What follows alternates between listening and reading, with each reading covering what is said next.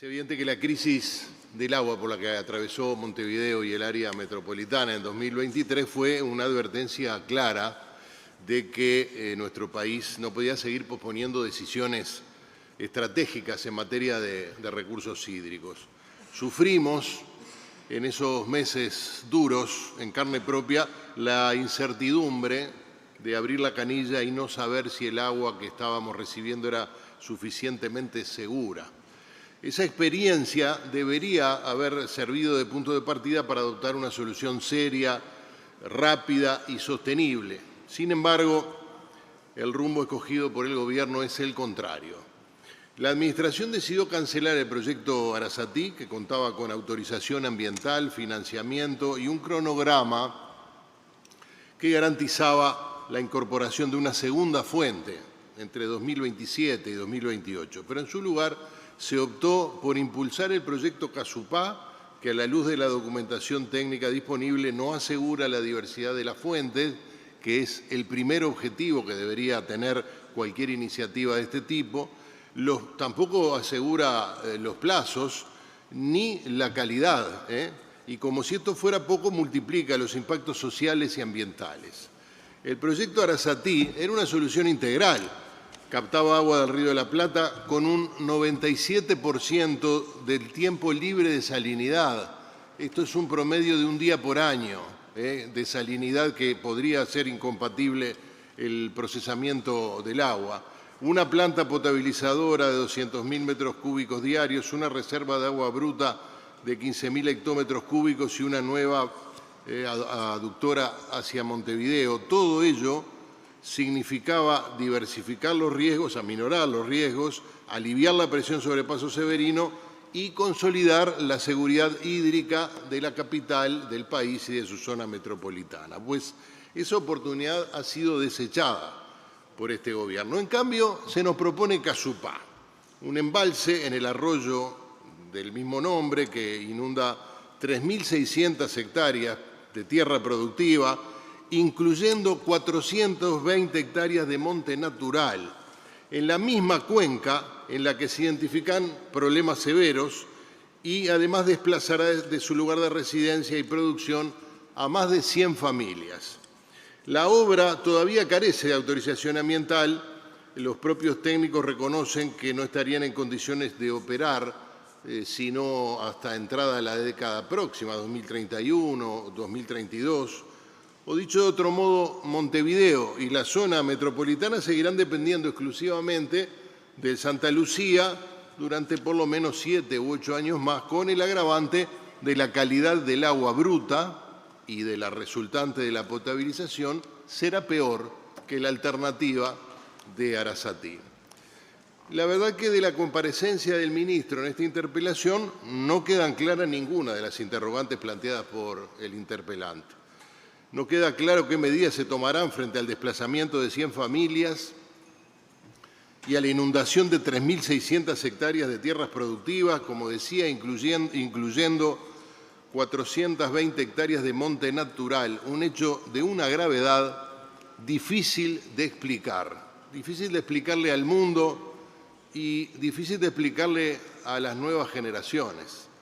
Como decía la diputada Castro, la interpelación dejó prácticamente de lado las referencias a estos temas sustantivos. Uruguay suele figurar en los distintos rankings internacionales que hay en posiciones relativamente destacadas, la mejor de las cuales es el índice de democracia, que nos ubica en el lugar 14 en el mundo, pero estamos en el puesto 48 en el índice de desarrollo humano del PNUD, en el de libertad económica en el 57, y todo esto en un mundo de unos 180 países aproximadamente. Sin embargo, en el índice de desempeño ambiental que realizan las universidades de Yale y de Columbia, ocupamos el lugar 98. Y cuando vemos el indicador de vitalidad de los ecosistemas de nuestro territorio, caemos al puesto 146. Estamos entre los tres últimos de Latinoamérica y el Caribe. Y caemos al lugar 151 de este índice en cuanto a protección de la biodiversidad y el hábitat natural, ubicándonos también entre los peores del continente. ¿Qué le parece, señor presidente, que va a ocurrir con la reputación ambiental del país si este proyecto se lleva adelante y arrasamos con 420 hectáreas de monte natural?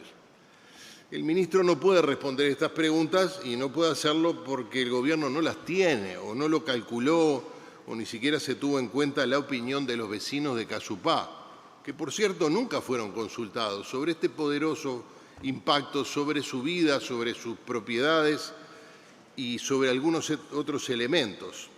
Estamos hablando de una zona de uso rural tradicional donde numerosos productores manejan el paisaje y los recursos naturales de forma sostenible desde siempre. Inundar estas tierras no solo desplaza a las familias, afecta también la erradicación y el arraigo de la gente en estas zonas rurales, pero además elimina un modelo de ocupación del territorio coherente con los objetivos del Sistema Nacional de Áreas Protegidas. El área que se verá afectada por el embalse de la represa posee un notorio valor histórico, además, histórico, arqueológico y cultural reconocido por distintos estudios y documentos oficiales. Un estudio de evaluación de impacto ambiental realizado hace unos 8 años identificó 21 zonas con elementos de interés patrimonial cuyo daño o desaparición sería irrecuperable. Entre estos bienes se encuentran taperas, corrales de piedra que tienen más de 200 años, de origen colonial, 2 vinculados a la familia Artigas y García de Zúñiga, y estructuras prehistóricas que podrían aportar información sobre pueblos indígenas, entre otros elementos de valor patrimonial. Y es importante destacar, señor presidente, el profundo vínculo de esta zona con José Artigas, con la familia Artigas y con el héroe nacional en particular. El Padrón Rural 14.296, declarado Monumento Histórico Nacional, fue propiedad de la familia Artigas. Estos espacios son parte esencial de nuestra identidad más profunda, de la memoria colectiva de todo el país, pero particularmente de quienes allí viven, y su conservación es vital para respetar el legado histórico y cultural del país. El proyecto de embalse, que abarcaría unas 3.600 hectáreas, como dijimos, afectará a unos 96 padrones rurales y significará que varias familias tengan que abandonar su hogar y su trabajo enfrentando un desarraigo difícil de sobrellevar. Yo también hablé con estas familias. Por supuesto que los mortifica mucho la incertidumbre de no saber qué van a hacer, sobre todo los productores más pequeños. Pero ¿sabe qué es lo que más le mortifica, señor presidente? Lo que mortifica es que nadie fue a explicarles nada. El impacto sería especialmente severo para pequeños y medianos productores, como decía, con fuertes raíces en el territorio y con recursos limitados para afrontar una pérdida de tal magnitud, enfrentando escasas o nulas posibilidades de reconversión.